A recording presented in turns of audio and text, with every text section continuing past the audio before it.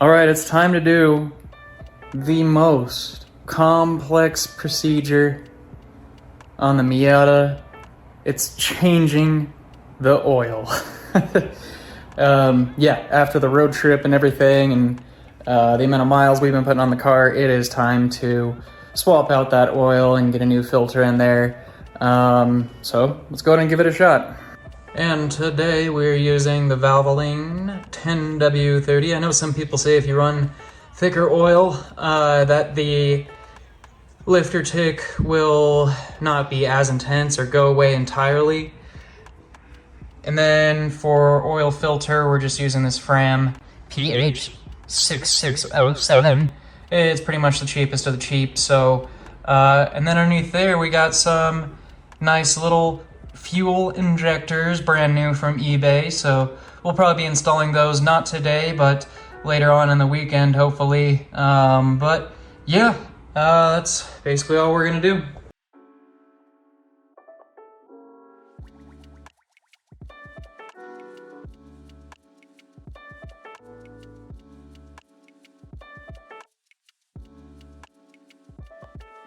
Alright, so normally I would have the R8 pulled out of the garage and would be doing the oil change in the garage, but we're outside today because I still have the tire flat on the R8. You can see it right there. And yeah, so we've got a mobile tire mechanic that is coming by to do the work. Probably sometime next week, but we're swapping these Nitto Neogens over to Hankook's. I'm really not picky with tires, honestly. I know a lot of people on the R8s, they're like, oh, you should upgrade to the Michelin 4S or whatever they're called. And I don't know, I just don't need it. It's most of the time this car is just driving around on standard roads, so a standard, reliable, all-season tire with a little bit of performance in there. That's kind of my style, but yeah, I'm actually looking forward to getting the Nitto Neogens off because they're all weathers.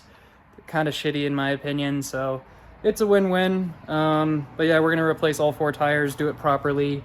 I know originally in the video I was like, oh man, I'm gonna probably just trying to do the one, but no, we're gonna do it proper and replace all 4. So there we go. Let's go ahead and change that oil.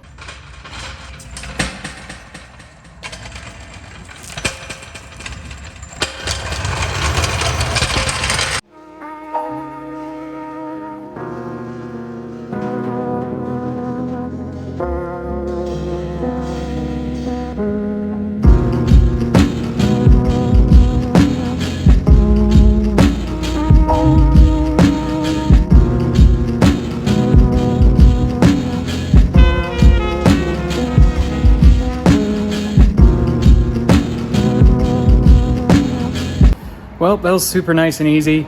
It's just a little 19mm bolt down there, and thank God it wasn't like ugga-dugga to death where I'd have to break a wrist in order to even get the damn thing off. So that was nice. Just letting that drain now. And then we're moving on to the oil filter. And I've seen most people do this from the top.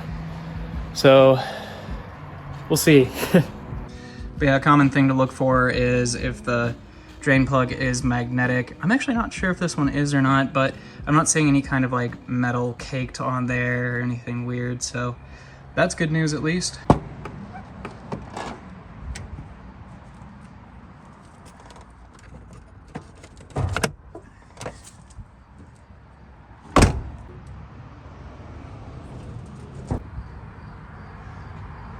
Alright, so you can barely see it from the top. Oh man, there it is.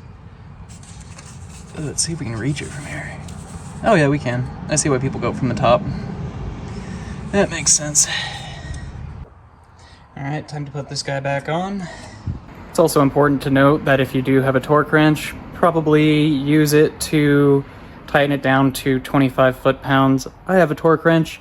It just does not fit with my 19mm, so we're just gonna go with the old hand tight and call it good. Oh, and of course by hand tight, I didn't mean like just using your hand. Use a socket for God's sake.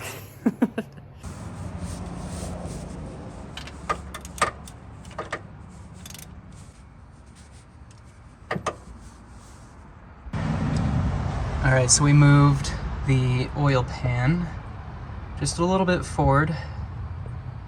It's kind of interesting because the drain plug and the oil filter are kind of towards the passenger side. But yeah, we're gonna go ahead and get this thing out of here.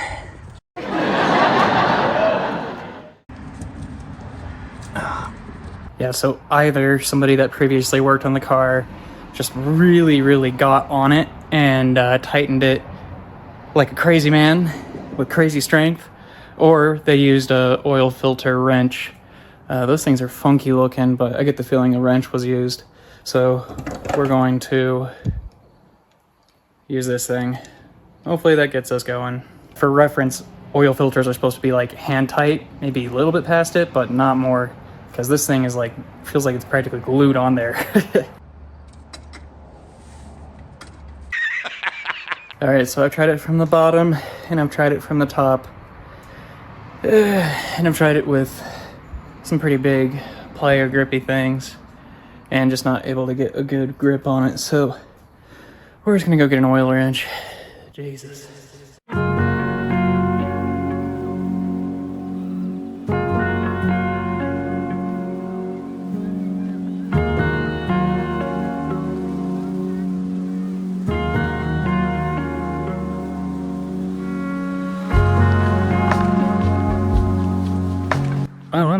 I don't know what kind of summoned devil tightened that thing down, but I'm gonna take the L tonight, guys. Like, even with the swivel wrench, the oil filter wrench, I can't get that damn thing off. It's crazy.